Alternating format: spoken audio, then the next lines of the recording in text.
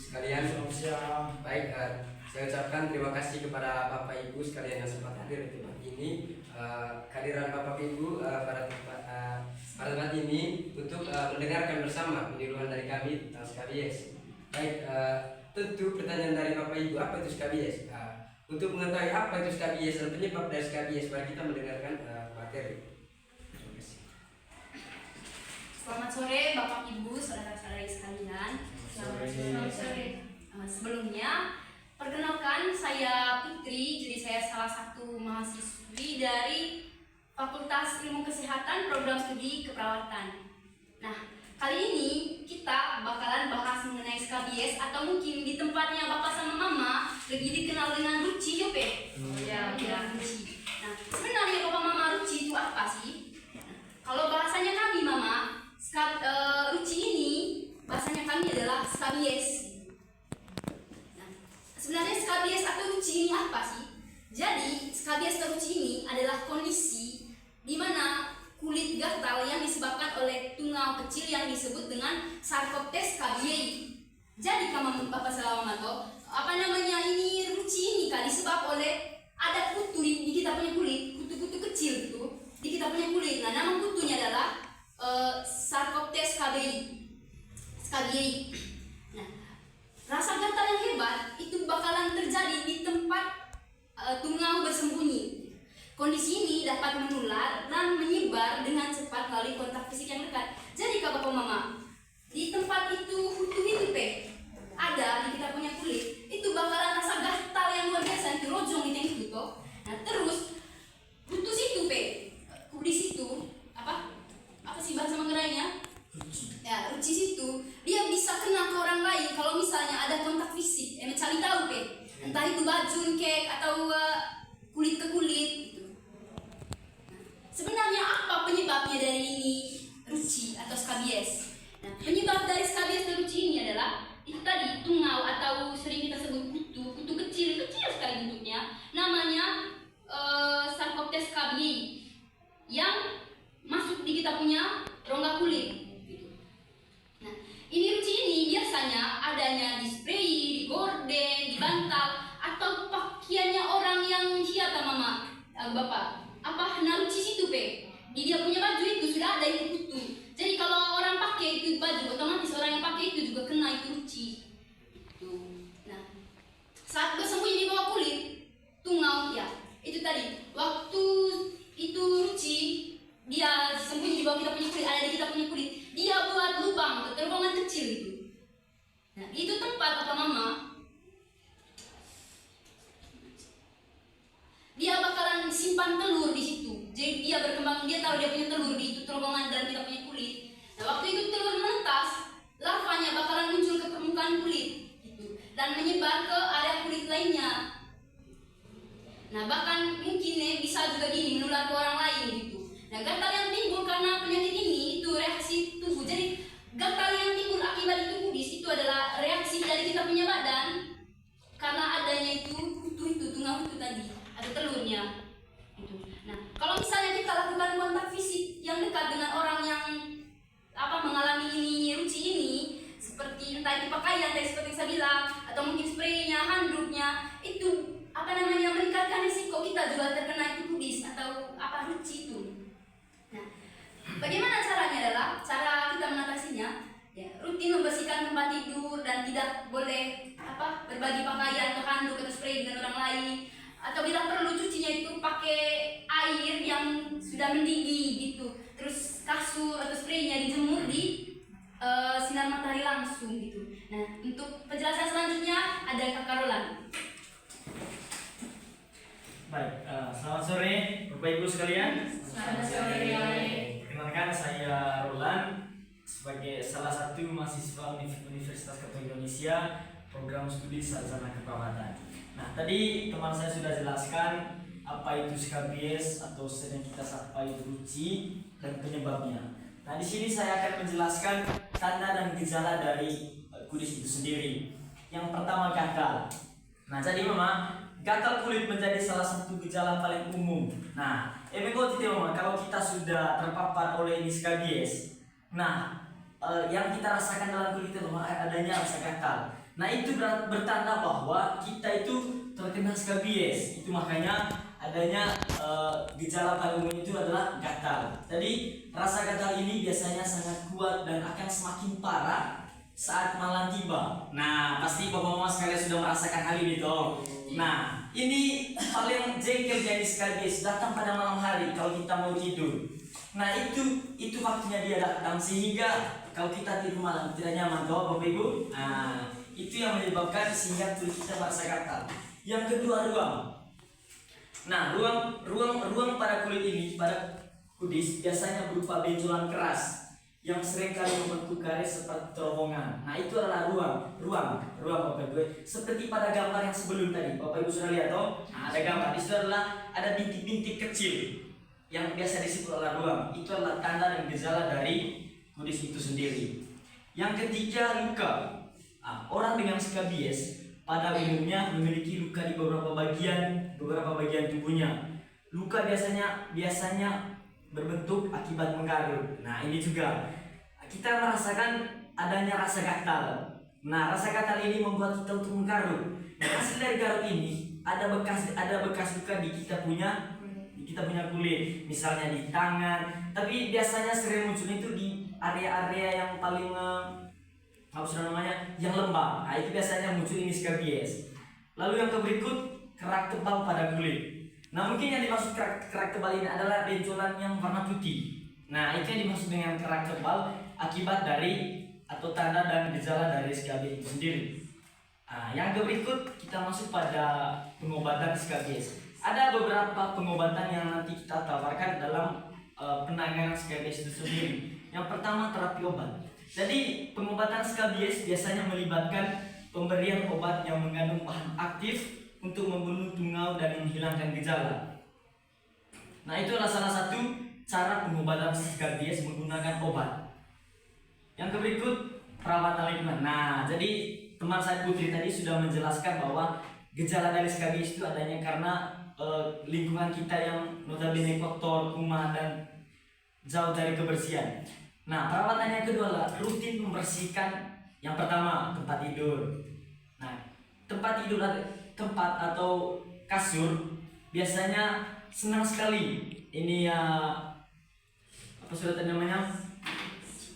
rutin tempat tinggalnya mereka tuh, karena di kasur ini lembab sekali. Nah saya sarankan kepada bapak ibu sekalian untuk menjemur itu kasur supaya tidak menjadi tempat tinggalnya ini skabies atau ruci. Yang berikut, perawatan kontak erat. Nah orang yang tinggal atau berinteraksi dekat dengan pasien skabies juga perlu menjalani pengobatan. Nah jadi begini bapak ibu sekalian, saya mau share sedikit berkaitan dengan kontak erat ini.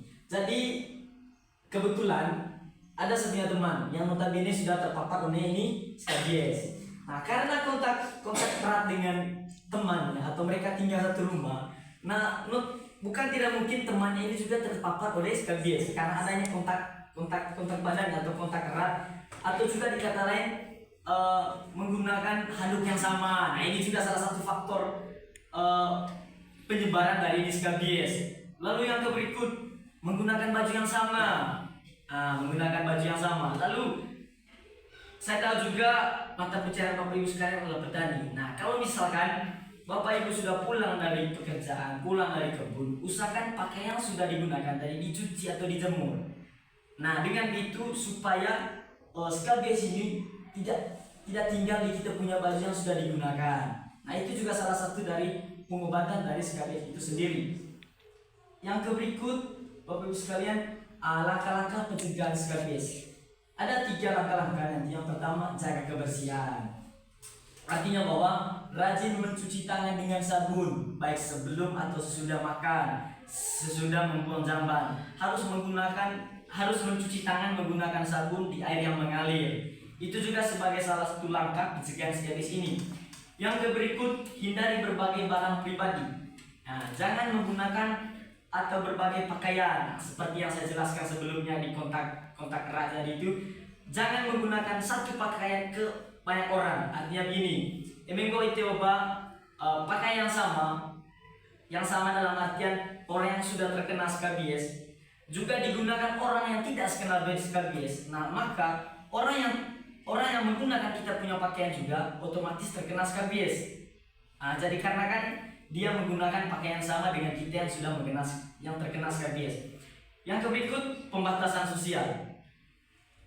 Artinya menjaga jarak dari orang yang terinfeksi skabies dapat membantu pencegahan penyebaran penyakit. Artinya begini, Bapak Ibu sekalian, kalau misalkan jangankan orang lain, di kita punya keluarga saja ada misalkan katanya ibu atau bapak ataupun anaknya bapak terkena ini skabies, usahakan menjaga jarak dalam artian kontak fisik juga, jangan terlalu dekat dengan ini yang terkena skabies, karena salah satu faktor penyebab dari skabies adanya kontak fisik. Yang berikut saya ambil salah satu contoh juga, menggunakan sabun yang sama. Nah itu juga sebagai salah satu faktor penyebaran dari skabies itu sendiri. Oke, sudah selesai. Baik, terima kasih kepada Kakak Roland dan Kakak Putri yang telah memaparkan materinya tentang skabies. Baik, Pendema SKN mungkin dengar itu juga skabies itu dia ruci, penyakit ruci. Tapi kok bapak ikat telepon kerok. Para kesempatan olah juga persilakan kepada si Pendema latang pertanyaan latang isi Kakak Putri Kakak Roland. Ya, kepada Bapak Adi saya persilakan. Enggak kita anak coba cara pencegahan penyakit ruci soba. Baik Kakak Put, pertanyaan dari Bapak Adi tadi, bagaimana cara pencegahan dari penyakit skabies? Oh ya, nanti Kakak Roland yang jelasin. Kalau saya Pak Fuzzy, Ya. Pertanyaan yang sangat luar biasa dari Bapak Adi. Jadi pertanyaan dari pencegahan. Jadi ada yang kita tawarkan di sini Bapak ada 3. Yang pertama jaga kebersihan. Artinya bahwa kalau kita Bapak sudah buang air besar poli WC, Bapak cuci tangan. Yang berikut cuci tangannya menggunakan sabun. Terus kalau perlu menggunakan hand sanitizer jika ada dan akses air mengalir. Nah, maksudnya Bapak jaga kebersihan sebagai salah satu cara pencegahan supaya tidak terpapar oleh skabies. Terus yang kedua Bapak, hindari berbagai barang pribadi. Nah, maksud dari barang pribadi itu emang tidak Bapak mau di keluarga kita ada yang sudah kena ruci usahakan jangan menggunakan barang yang sama dengan dia. Karena itu adalah salah satu faktor ketika kita menggunakan barang yang sama, maka bukan tidak mungkin kita juga akan terkena skabies. Nah, itu tadi langkah pencegahannya, hindari berbagai barang yang pribadi. Lalu yang ketiga Bapak, pembatasan sosial. Menjaga jarak dari orang yang terinfeksi ini skabies. Jaga jarak dalam artian bukan gini Bapak, hindar ke sana tuh itu. Jaga jarak dalam artian ya karena salah satu faktor ya bor kerok itu, maka itu air bisa menyebar sehingga skabies ini bisa menyebar secara luas di kita punya kulit. Kerok kulit itu mengapa kerok kulit itu? Nah itu akan menjadi besar Bapak. Nah jadi itu Bapak, saya harap Bapak bisa mempraktikkan ini 3 hal dalam kehidupan Bapak sehari-hari. Terima kasih. Mungkin ada Saya tambah sedikit Ada tambahan dari Saya tambah sedikit Bapak. Jadi bukan cuma kita punya kebersihan badannya kita saja yang perlu dijaga, kebersihan lingkungan. Ayah, kata Bapak Mama, ini tunggang bohong dia ruci dia suka di tempat-tempat kotor. Teman-teman suka dia tinggal di tempat kotor. Jadi paling tidak rumahnya dibersihkan, apalagi spray, kasur sio, ronde kuesa padi, agua bila perlu kalau misalnya ada kita punya keluarga atau kita sendiri yang sudah kena itu skabies, kita punya pakaian itu kita cuci terus dibilas pakai air mendidih kalau bisa. sterilisasi ya. Baik, terima kasih atas jawaban yang telah diberikan oleh Kakak Putri dan Kakak Roland. Baik Bapak Adit, pada dasarnya Bapak Adit, penyakit skabies cara nemigoli atau penyakit itu. Yang pertama Bapak ini pakai sama sabun, yang pakai sama baju agus kena skabies, jadi itu Bapak. Baik, waktu berikutnya saya berikan kepada Pendema SKN, mungkin ada lagi yang mau bertanya. Ya, kepada Tante Ayu saya persilakan. Terima kasih. Jadi misalnya aku ibu ga saya mesot nengko atas untuk dijaga kebersihan diri maupun kebersihan lingkungan ika apakah ISIS itu sudah jelas mereka tidak akan terkena atau terpapar oleh skabies ini? Oke, baik, saya langsung jawab Mama ya. Jadi kita sudah, maksudnya tadi kan pencegahannya adalah kita menjaga kebersihan, tapi bukan berarti kita juga sudah pasti sekali gini tidak terkena. Bisa terkena Mama kalau misalnya ada kontak dengan kita punya teman-teman, saudara, apalagi anak kuesio yang kena skabies, jadi bisa juga kita terkena skabies atau cihogo. Baik, terima kasih atas jawaban dari kakak Put. Mungkin Mbak Presiden besok bertanya boleh, Tante Puri. Jadi redakku, setelah poli obat lidah penyakit skabies, apakah yang mungkin ngancing kamu poli? Aku langsung balik kan Mama ya. Jadi ngancing Mama, sangat ngancing sekali ya kampung kole. Kalau misalnya itu tadi kebersihannya kita tidak dijaga, atau ada kontak dengan kita punya saudara atau anak kita yang suka berbayang, berkaresio, yang dia teman-teman kena skabies, dia kena kontak dengan kita juga kena. Jadi sangat bisa Mama untuk kamu lagi skabies. Baik, terima kasih jawabannya kakak Put. Jawabannya sangat luas. Bagaimana Tante Puri jawabannya? Baik. Mungkin Mbak Presiden saya bertanya boleh. Jelaskan tak? Baik, untuk pertanyaan yang berikut, mengapa anak kecil itu lebih terpapar kena skabies? Oke, baik. Pertanyaan tadi, contoh anak kulit lebih sering terkena Lebih skabies. sering Jadi ya, kena skabies. memang kenyataan kita lihat di kita punya kampung-kampung tuh, Iya. banyak sekali anak kecil yang kena ini skabies. Nah, yang pertama, yang pastinya kita tahu anak kecil tuh yang dunia bermain. Nah, kalau lihat anak keso, mereka sering bermain di tempat-tempat yang kotor, apalagi tempat-tempat yang notabene kakak ibu bapak sekalian yang kumuh gitu. Terus yang kedua, jangkauan kontak fisik dari anak kecil ini kan susah kita untuk membatasi. Nah, karena mereka kan dunia hiburan, jadi bisa Mama bermain dengan ini anak yang sudah terkena skabies, apalagi ditambah mereka punya imun atau kekebalan tubuhnya menurun, sehingga mudah sekali diserang penyakit. Bukan hanya skabies Mama, itu yang Mama perlu ketahui. Bukan hanya skabies, kalau misalkan ini anak kekurangan atau kekebalan tubuhnya menurun, nah maka dia akan mudah diserang oleh penyakit. Bukan hanya skabies, banyak sekali penyakit yang mudah diserang, menyerang ini anak kecil. Itu yang pertama, itu dari alasannya, karena imunnya kurang. Terus yang kedua, karena kontak fisik dengan anak kecil itu susah dibatasi karena mereka kan dunia bermain. Jadi kalau misalkan mana di Florida atau yang terkena skabies, usahakan ruang lingkup bermainnya dibatasi, supaya orang lain tidak terkena ini skabies. Terima kasih. Baik, terima kasih atas jawaban dari kakak Roland. Jadi Mbak, saya dapat simpulkan jawaban dari kakak Roland begini Mbak. Ayo Mama, dunia rata-rata len vital isi. Itu main bakteri Mama, itu masuk ke skabies itu. Tapi teronggo, main bungsu, main teronggo lolo. Jadi itu pada dasarnya. Bagi gue boleh saya Mama boleh pertanyaan selagi saya kabut makan waktu. Ya, kita tahu. Ya. Baik, Apa? terima Kata kasih. Gue redakku tadi, apakah hanya dengan lingkungan yang kotor dan kumuh saja yang terkena penyakit skabies? Oke, Mama, terima kasih untuk pertanyaannya.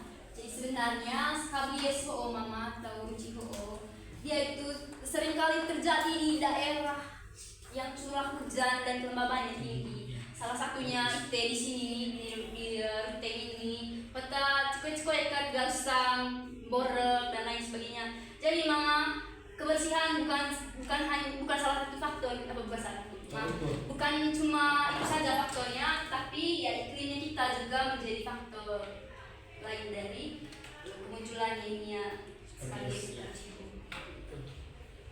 baik, terima kasih jawaban dari kakak Put. Baik, mungkin aku sih Mama atau baik, terima kasih lagu sapatang si Lema sempat hadir penyuluhan Nabi Yoko. Baik Lema, aku selaku moderator saya pamit undur diri. Terima kasih atas partisipasi dari si Lema. Sekian.